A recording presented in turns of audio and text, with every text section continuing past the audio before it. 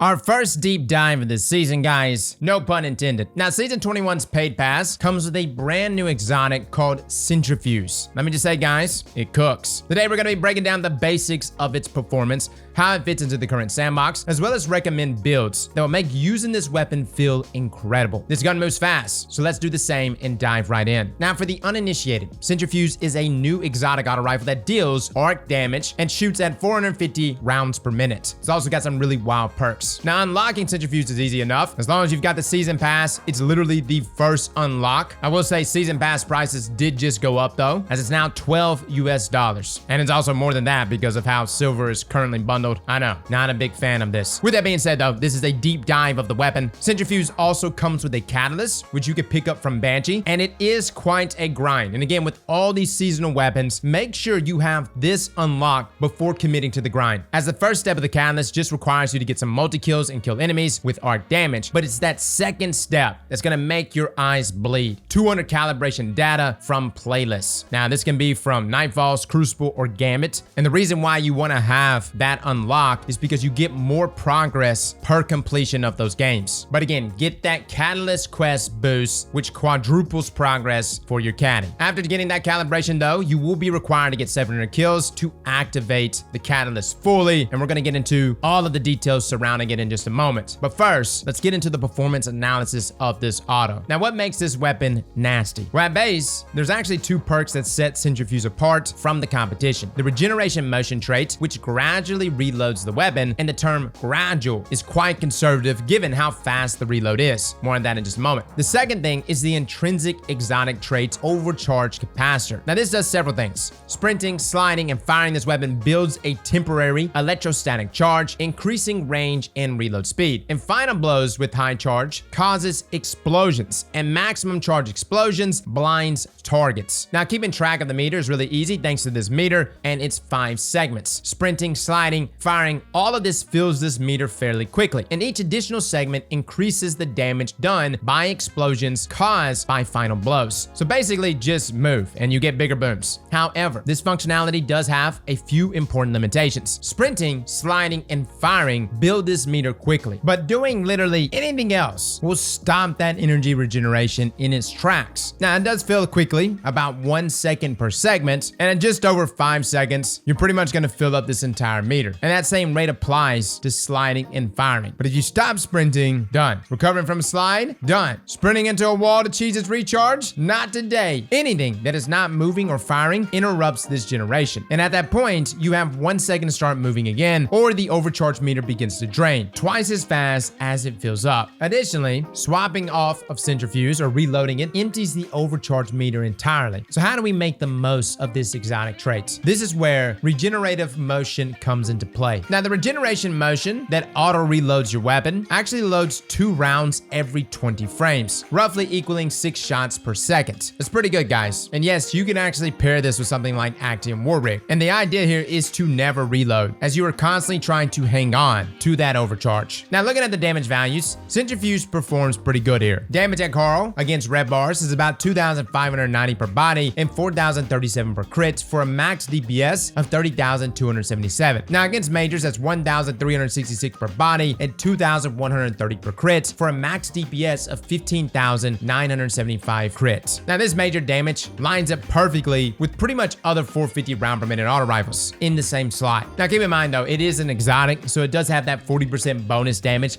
against red bar enemies. But when we start to look at overcharge capacitor, that's where it starts to set itself apart. Now, the overcharge meter displays 5 separate levels, but in our testing, its behavior actually falls into 3 tiers. Centrifuse final blows with either 0 or 1 overcharge stacks don't have any effect. Remember that overcharge description does state the effect occurs with high levels of overcharge, which gives us our second tier. Final blows with 2, 3, or 4 overcharge levels all appear to have the same effect. The target displays an arc discharge animation on death and affects nearby targets within 2 to 3 meters. At Carl's here, red bar enemies hit by this discharge take up to 6,313 damage, while majors take up to 3,330. Now, granted, I say up to because there's some pretty notable fall off, and outside of maybe a meter or so, those numbers start to drop. Now, our third tier comes at 5 overcharge stacks. The discharge is visually much bigger, and its range appears to be much larger, around 5 meters. And the damage to targets is double. That means minors are taking 12,626 damage,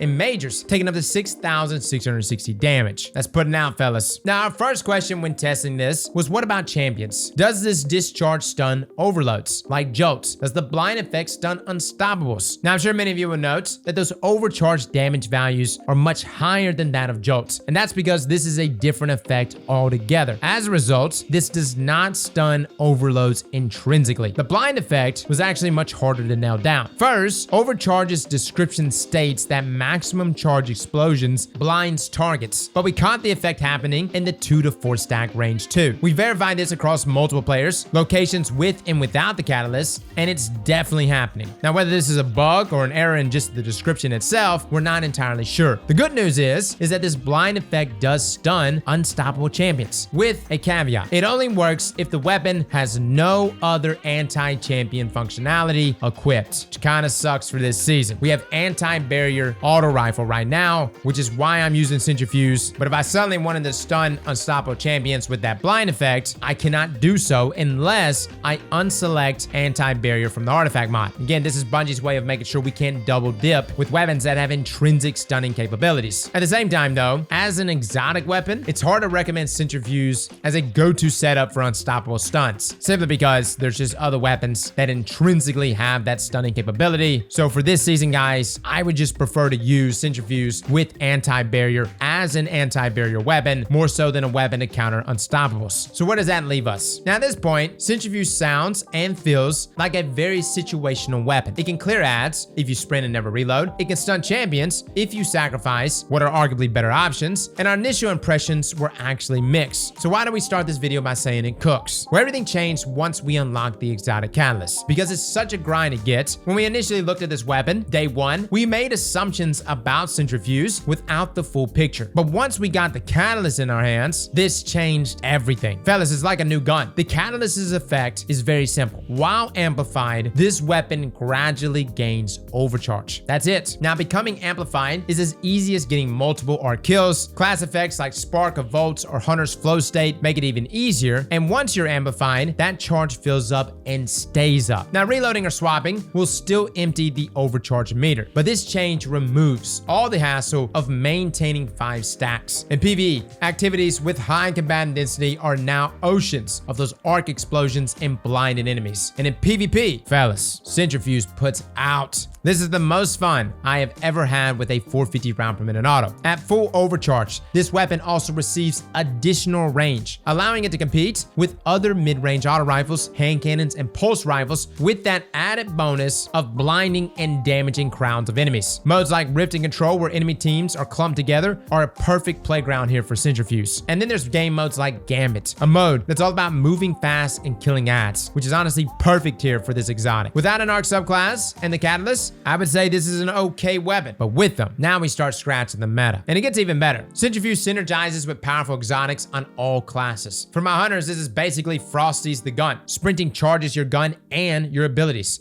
which makes it easier to become amplified, making your gameplay both deadly and fast. Titans throw an act in War Rig. This pretty much offsets that reload feature completely, but stacks with the auto reload functions of the weapon itself. Even if you're not amplified, you can keep overcharge fully stacked here with just Actium. And for Warlocks, Sunstars is incredible for keeping abilities up, but I have also been loving Getaway Artist. Consuming your grenade instantly amplifies you and gives you an amped up Arc Soul. Now you have Centrifuse at full overcharge, and you've got an arc buddy on your shoulder. Guys, I was wrecking Crucible with this weapon. It's honestly nuts how well it performed. And then not only that, the weapon itself just feels good. You know, I've used 450s inside of PvP, and I've noticed just the weapon doesn't feel good. It just loses target acquisition. Some of them are just terrible at dueling. Centrifuse, though, had none of those problems. Now you've got a weapon that synergizes here with Arc 3.0, that's doing a ton of damage. And with Iron Meta coming up this week, this is honestly going to be a weapon I'm going to be using for combating enemies that like to hold hands. And for my PvE PvE players, you can take advantage of fragments like Spark of Instinct and Shock,